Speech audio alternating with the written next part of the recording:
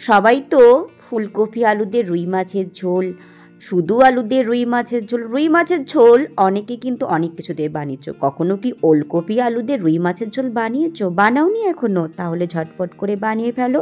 চলো রেসিপিটা তোমাদের সঙ্গে শেয়ার করে নিই। তো নমস্কার বন্ধুরা, তোমাদের গোপিকা চ্যানেলে আরও একবার ওয়েলকাম। সবাই কেমন আছো? আশা করি তোমরা সবাই খুব ভালো আছো, আর তোমাদের ভালোবাসাতে আমিও খুব ভালো আছি। তো দেখতেই পাচ্ছ একগুচ্ছ ওলকপি আমি নিয়ে নিয়েছি। তা বলে ভেবো না সমস্ত ওলকপিগুলোই রান্না করব। এখান থেকে দুটো ওলকপি নিয়ে আমি আজকে রান্না করব।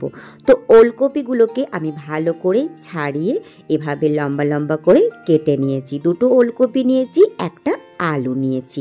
যেহেতু ওলকপির থেকে একটা গন্ধ করে, তো সেজন্য আলু আর ওলকপিটাকে একটু গরম জলে ভাপিয়ে নেব। এটা কিন্তু একদম নরম করে সেদ্ধ করব না, তাহলে যখন কষিয়ে রান্না করব তখন কিন্তু একদম নরম হয়ে যাবে, তখন কিন্তু দেখতেও ভালো লাগবে না আর খেতেও ভালো লাগবে না। তো আর আমি কিছু রান্নাটা করার জন্য সবজি নিয়েছি, আর দেখতেই পাচ্ছ আলু আর ফুলকপিটা সেদ্ধ হয়ে গেছে। এভাবে করে ঝুড়ির মধ্যে জল ঝরিয়ে আমি নিয়ে নিয়েছি। এখানে আমি নিয়েছি পেঁয়াজ কুচি, টমেটো কুচি, আদা কুচি, রসুন কুচি, কাঁচা লঙ্কা চিড়ে নিয়েছি, আর রুই মাছ নিয়েছি 4 টুকরো, আর মটরশুঁটিটাকে একটু সেদ্ধ করে নিয়েছি। আর যেহেতু আজকে রান্নাটা বাটা মশলা দিয়ে করব, তো সেজন্য শুকনো লঙ্কা আর গোটা জিরে আমি আগের থেকে ভিজিয়ে রেখেছিলাম। মাছটার মধ্যে ভালো করে লবণ হলুদ মাখিয়ে 10 মিনিটের জন্য এভাবে করে রেখে দেব। তো আজকে কিন্তু রান্নাটা আমি করব শুধুমাত্র বাটা মশলা দিয়ে, জিরে আর শুকনো লঙ্কা বাটা দিয়ে। এর মধ্যে কিন্তু কোনো গুঁড়ো মশলা ব্যবহার করব না। তো রান্নাটা করব সর্ষের তেল দিয়ে, তার জন্য কড়াইতে সর্ষের তেল বসিয়ে দিয়েছি। আর তেলটা কিন্তু দেখতেই পাচ্ছ খুব ভালো করে গরম হয়ে গেছে। এর মধ্যে রুই মাছের পিসগুলো দিয়ে ভালো করে ভাজা করে নেব। রুই মাছের পিসগুলো দিয়ে যতক্ষণ ভাজা হচ্ছে ততক্ষণে আমি মশলাটা তৈরি করে নিই। তো সেজন্য মিক্সিং জারের মধ্যে আমি গোটা জিরে আর গোটা শুকনো লঙ্কা দিয়ে নিলাম। এর মধ্যে দিয়ে দিচ্ছি আদা কুচি, রসুন কুচি, আর নিচ্ছি কয়েকটা দানা গোলমরিচের। তো এভাবে করে এটাকে একটা পেস্ট বানিয়ে নেব। আর অন্যদিকে কিন্তু আমার মাছগুলো ভাজা হচ্ছে, দেখতেই পাচ্ছ মাছগুলো একটা সাইড ভাজা হয়ে গেছে। এভাবে করে উল্টে আরেকটা সাইড ভেজে নেব। তো রুই মাছ কিন্তু গরম গরম ভাজা খেতেও আমার ভীষণ ভালো লাগে। তোমাদের কার কার ভালো লাগে অবশ্যই কিন্তু কমেন্ট সেকশনে আমাকে জানিও। দেখতেই পাচ্ছ কত সুন্দর করে মাছগুলো ভাজা হয়ে গেল। এভাবে করে ভেজে নিয়ে তুলে নিলাম। বাকি মাছগুলো এভাবে করে আমি ভেজে নেব। এইদিকে কিন্তু আমার পেস্টটাও দেখতে পাচ্ছ রেডি হয়ে গেছে একদম। তো মাছগুলো ভেজে নেবার পর ওই তেলের মধ্যে আলু আর ওলকপিটা দিয়ে পর একটু ভেজে নেব। এর মধ্যে দিয়ে দিচ্ছি অল্প একটু পরিমাণে লবণ আর অল্প একটু পরিমাণে হলুদ। তো হলুদ আর লবণ দিয়ে ওলকপি আর আলুটাকেও একটু ভাজা ভাজা করে নিচ্ছি, কারণ যেহেতু ওলকপির থেকে একটু গন্ধ গন্ধ করে বলে। এভাবে করে রান্না করলে যারা ওলকপি খাও না তারাও কিন্তু খেতে চাইবে। ওলকপির মধ্যে কিন্তু যে একটা এক্সট্রা গন্ধ সেটা কিন্তু আর লাগবে না। তো এভাবে করে হালকাভাবে আমি ভেজে নিলাম। দেখতেই পাচ্ছ ভাজা হয়ে গেছে। এরপর তেল ঝরিয়ে একটা পাত্রের মধ্যে আমি ওলকপি আর আলুটাকে তুলে নেব। তো এভাবে করে আমি একটা পাত্রের মধ্যে ওলকপি আলুটাকে তুলে নিলাম। এরপর ওই তেলের মধ্যেই আমি গোটা জিরে ফোড়ন দিলাম। গোটা জিরেটা ভালো করে ভেজে নেবার পর এর মধ্যে মিশিয়ে দিচ্ছি একটা মিডিয়াম সাইজের পেঁয়াজ কুচি করে। তো পেঁয়াজটা মিশিয়ে দেবার পর পেঁয়াজটাকে আর সঙ্গে দিলাম 4টা কাঁচা লঙ্কা চিড়ে।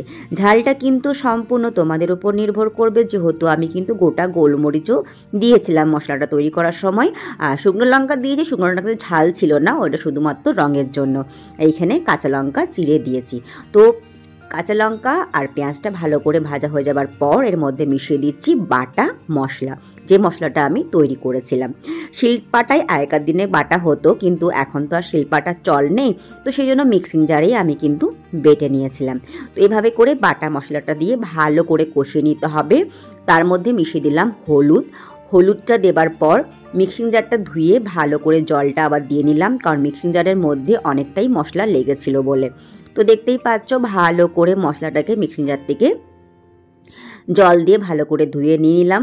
সে জলটা দিয়ে মশলাটাকে ভালো করে কষাতে হবে, যেহেতু বাটা মশলা একটু ভালো করে কষিয়ে নিতে হয়, না হলে বাটা মশলা থেকে একটা বাজে গন্ধ করে। তো যত কষিয়ে রান্না করবে বাটা মশলার স্বাদ কিন্তু ততই ভালো হবে।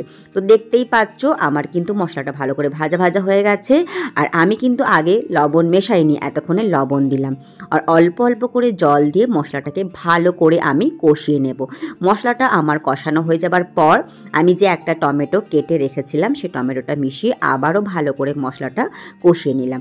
এরপর আমি যে ভেজে রেখেছিলাম আলু আর ওলকপি, সে আলু আর ওলকপি মশলার মধ্যে দিয়ে ভালো করে আবারও কষিয়ে নিচ্ছি। ওলকপি আলু সেদ্ধ করার সময় যে জলটা বেরিয়েছিল সে জলটা কিন্তু আমি ফেলে দিইনি, এই মশলা কষানোর সময় কিন্তু সে জলটা আমি ব্যবহার করেছি।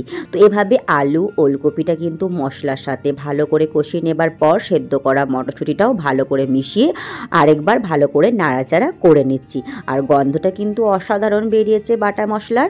আর আমি একবার দেখে নিলাম আলু আর ওলকপিটা সেদ্ধ হয়ে গেছে, আর দেখতেই পাচ্ছ তেল বেরিয়ে এসছে। এরপর মিশিয়ে দিচ্ছি জলটা কিন্তু সম্পূর্ণ তোমাদের উপর নির্ভর করবে কতটা তোমরা ঝোল রাখতে চাও। আর যেহেতু আজকে রান্নাটা আমি আর মেয়ে খাবো, তো সেজন্য আমি আমাদের মতো করে এটাকে ঝোল রাখবো, বেশি ঝোল রাখবো না। তো দেখতেই পাচ্ছ ঝোলটা কিন্তু ফুটে চলে এসছে। এর মধ্যে মিশিয়ে দেব ভেজে রাখা মাছ।